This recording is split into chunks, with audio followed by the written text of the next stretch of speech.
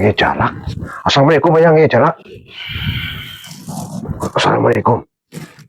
Waalaikumsalam warahmatullahi wabarakatuh. Selamat datang Jalak. Tiba-tiba datang, terkejut saya. Ada gerangan apakah? Yang Kiai. Mau kemana dirimu? Saya mau menuju ke tempat keberadaan Eyang Suryo Alam. Karena tadi alhamdulillah Yang Kiai sudah meleburkan rujuk. Sebaiknya tunda dulu niatmu. Ini malam yang terakhir.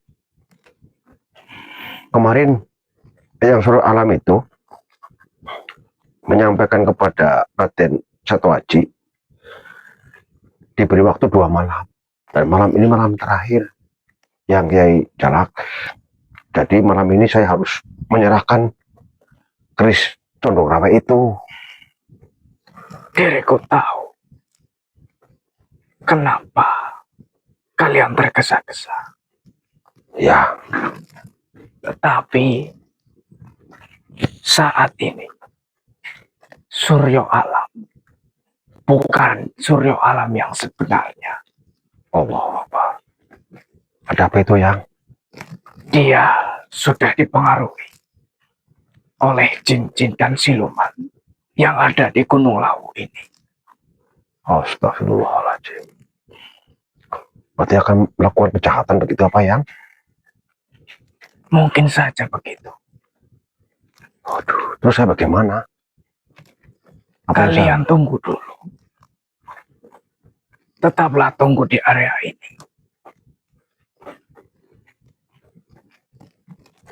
Suryo Alam, Resi Barada, Ki Pengging Sepuh, dan Ki Singopo sedang bertemu.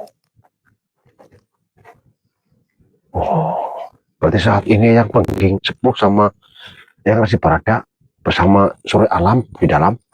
Betul.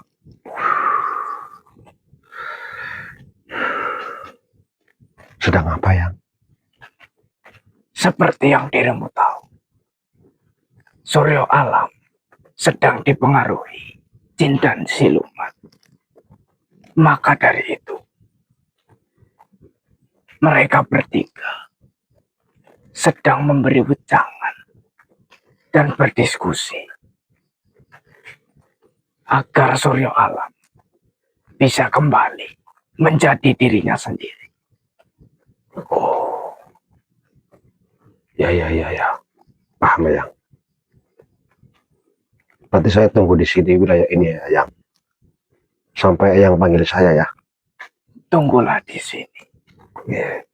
Jika sudah waktunya, aku akan kembali. Baik Yang, sedikit tahu. Eyang pamit. Monggo Yang. Assalamualaikum warahmatullahi wabarakatuh. Waalaikumsalam warahmatullahi wabarakatuh.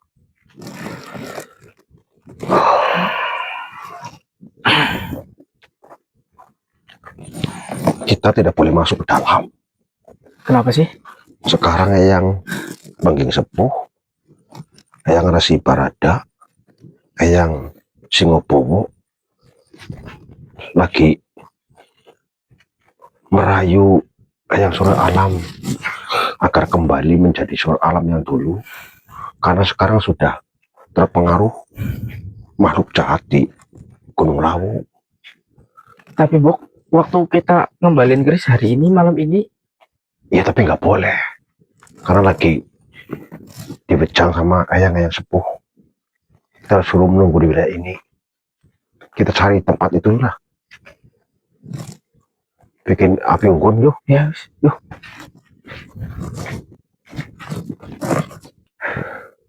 Terus? Belum ada Eyang Jalak, belum kasih apa-apa. Mau jalan dulu Pak? Kita itu yuk, ngintip. Boleh sih. Jangan diam-diam. Nanti lampunya matiin. Ya. Ya. Yuk. Ya yuk.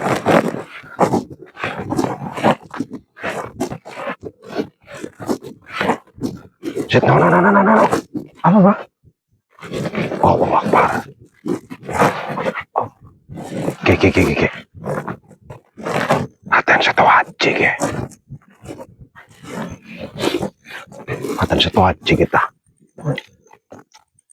Yo, Yang kesini, Mbak. wajahnya kayak yang jengkel apa yo? Marah sama siapa? Jangan-jangan marah sama kita yo. Oh iya, yo. Si gara-garanya apa? Jere yang Sunan Kalijaga sudah menyampaikan Apa? tugas untuk mengembalikan keris kan kita yo. Iya, Duh, Pak Sanu jengkel yo no. nggak terima. Apa gimana? Ya, entah saya tanya lah.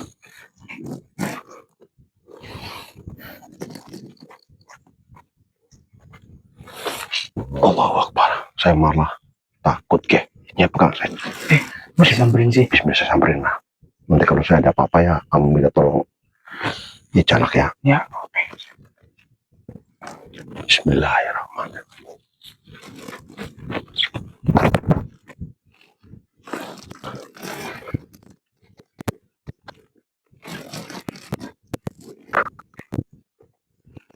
Assalamualaikum warahmatullahi wabarakatuh.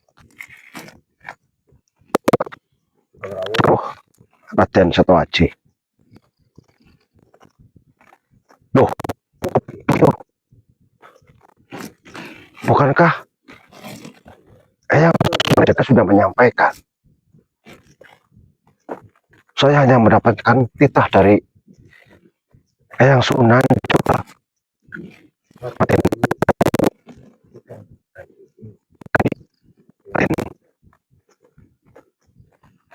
Saya sudah menyampaikan. Saya takut nanti sembrono ataupun lancang. Tetapi Raden Ayu Niken Kandini sudah menyampaikan kepada Raden bahwa untuk mengembalikan pusaka Condong Rawe ke Eyang So Alam itu dilimpahkan ke saya.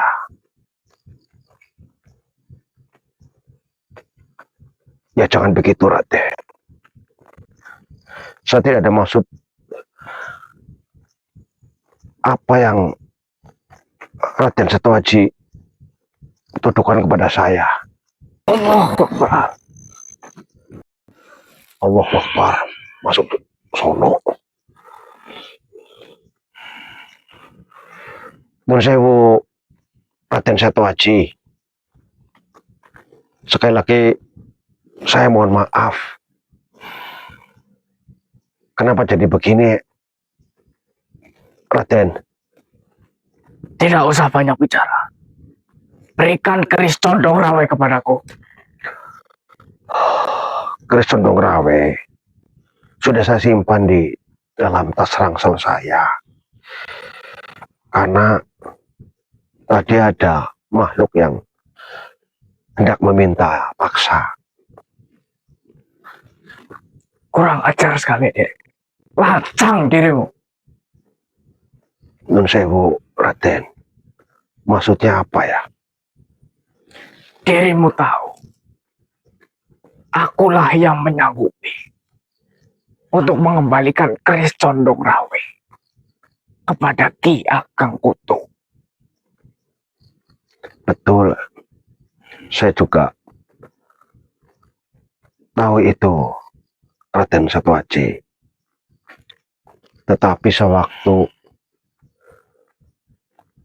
saya hendak menemui atau menunggu panjenengan, saya dihadang oleh Raden Ayu Niken Kandini dan juga Eyang Sunan. Apa maksudmu? Eyang Sunan memanggil saya untuk menerima keris Condong Rawe dari tangan Raden Ayu Niken Kandini. Dan tugas itu dilimpahkan kepada kami berdua. Saya juga sudah menyampaikan kepada Raden Ayu Niken Kandini dan juga Kanjeng Sunan. Saya tidak mau lancang. atau sembrono, karena yang sudah menyanggupi adalah panjenengan Raden Setoaji. Bodoh. Dirimu sudah tahu. Akulah yang seharusnya menerima keris itu. Kenapa tidak dirimu tolak? Bagaimana saya berani menolak, Raden? Itu titah Kanjeng Sunan dan Raden Ayuniken Gandini. Tetap saja dirimu lancang. Ya, sekali lagi saya mohon maaf. Saya tidak bisa menolak. Lagi pula, dirimu manusia biasa. Dirimu tidak akan sanggup untuk mengemban keris itu. Jika dirimu tahu, keris itu hanya wilah dan rangkanya adalah kelentung brojo. Dia pasti akan mengamuk jika tahu keris itu berada padamu. Dirimu tidak akan sanggup melawan kelentung brojo. Alhamdulillah, Raden Setoaji, kami sudah bisa mengalahkan Kendung Brojo, bahkan atas amanah Kanjeng Sunan. Apabila Kendung Brojo melawan dan menyerang, terpaksa sudah kami leburkan. Kurang ajar kalian. Kalian akan memperumit masalah ini. Apa kalian tahu? Kelentung Brojo adalah abdi dari Ki Suryo Alam. Dia pasti akan marah. Dendam kusumat pada dirinya akan bertambah, akan berapi-api. Lebih besar kemungkinan dia akan menyerang Majapahit dan Demak. Apa kalian tidak berpikir seperti itu? Apa tidak terbalik, Raden Setoaji? Setahu kami, atas titah Kanjeng Sunan, ini hanya sebagai strategi. Karena jika Kendung Brojo tidak dileburkan, maka dia akan kembali ke wilahan keris Condong Rawe. Kemudian Eyang Suryo Alam dan Eyang Suryo Menggolo akan dipengaruhi untuk melakukan kejahatan. Tetap saja, itu sebuah kelancangan. Sekali lagi, kami berdua mohon maaf, Raden Seto. Kami hanya menjalankan tugas dari Kanjeng Sunan. Jika dirimu tidak ingin memperumit masalah ini, serahkan keris itu. Biar aku yang mengembalikan kepada Ki Suryo Alam. Mohon maaf, Raden Seto. Kami tidak bisa memberikan kepada siapapun, kecuali menyerahkan kembali kepada Eyang Suryo Alam. Memang keris Condong Rawe itu adalah milik dari Eyang Suryo Alam. Dasar manusia bodoh. Padahal terang-terangan kalian mendengar. Akulah yang menyanggupi untuk mengembalikan keris itu.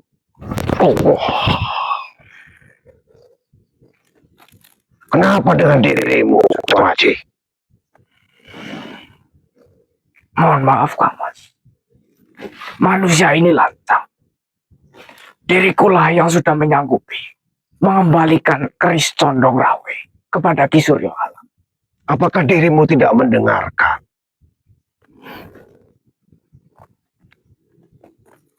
Dan menerima apa yang Kanjeng Sunan sudah sampaikan pada dirimu? Bahwa ini semua adalah strategi. Dan memang sejatinya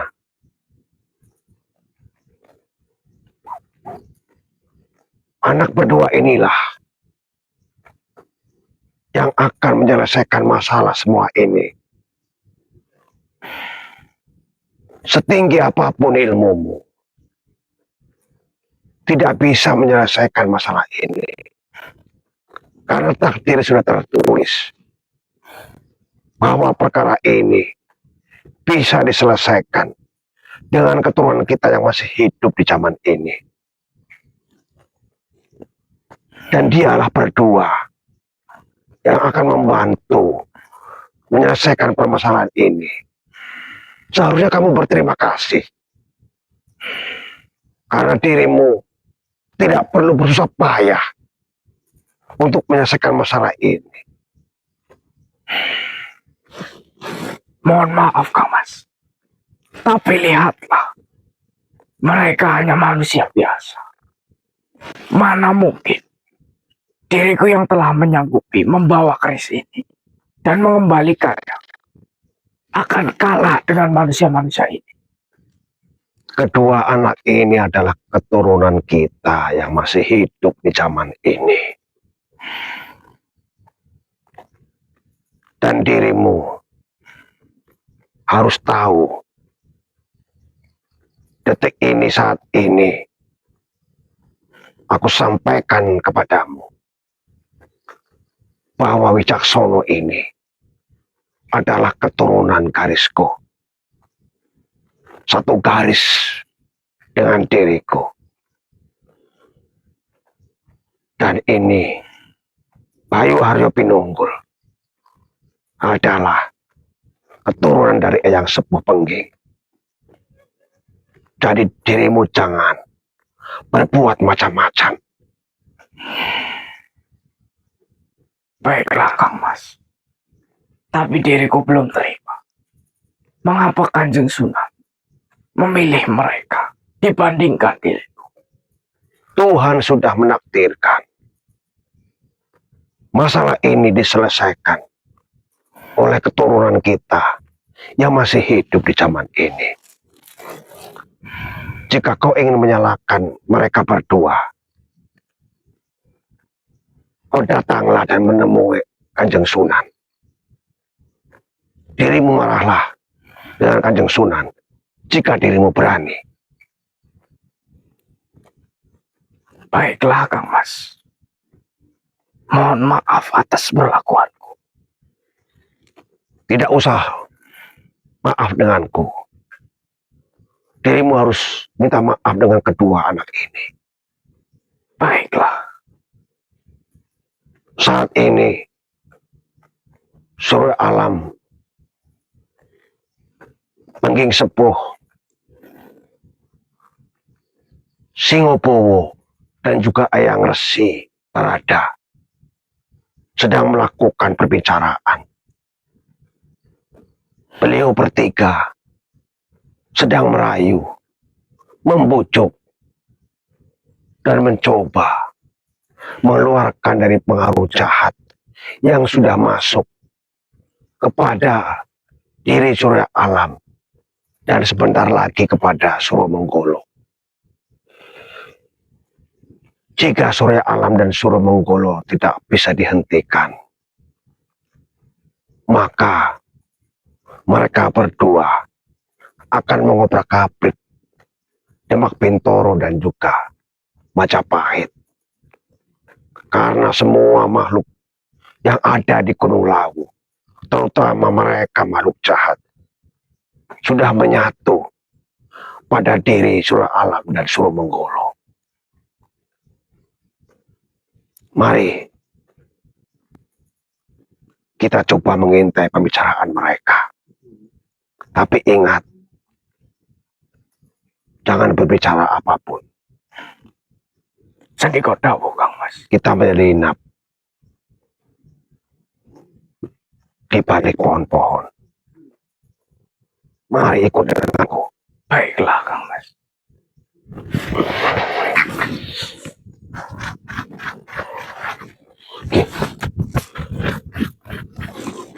Buk bener. Apa, Pak? Raden Satu Aji bikin marah aku. Kenapa sih? Jengkel. Ya, kenapa? Ya, dia kan yang menyanggupi mau mengembalikan itu kepada surga alam. Ternyata amanah itu dilimpahkan kepada kita berdua. Jadi dia jengkel. Tapi tiba-tiba ada yang masuk saya. Siapa? Nggak tahu. Cek videonya off nggak? On pak? Oh ini. On? On? Yaudah kita lihat videonya siapa yang masuk saya. Oke.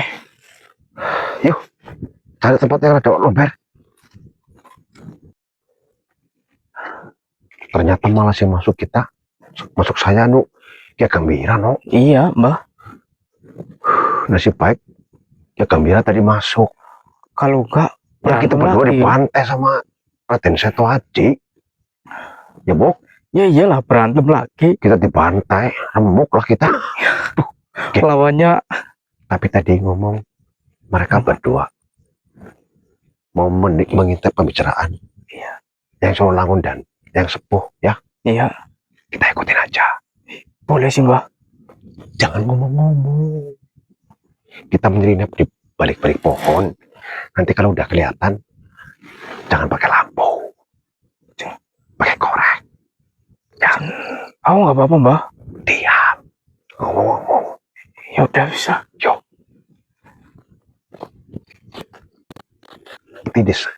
Nanti sampai sana. Ya. Lampunya matiin. Oke.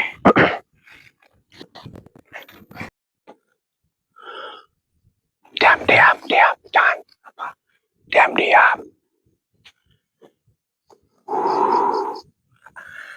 Yang jalak muter-muter. Nyariin siapa, Mbah? Ya nyariin orang yang mengintai.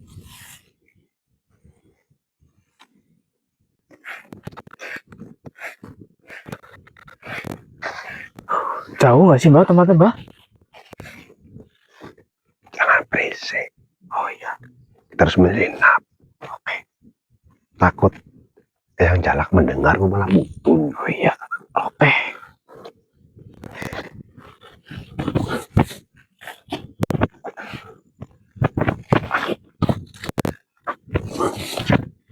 Suara. Mbah. Diam. Dengar suaranya enggak? Oh iya. Dengar suaranya tapi jauh yuk. Jangan lagi apa? Ya diam. Jangan. Lampunya sedikit. Matiin lampunya sedikit aja. Nah. Tuh. Kayak ada orang marah yuk. Tapi nggak jelas. Maju lagi aja. Yuk.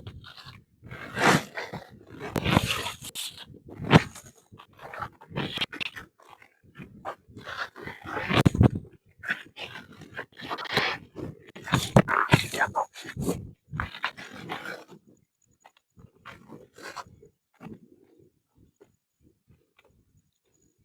Bawa sini no. Lampunya.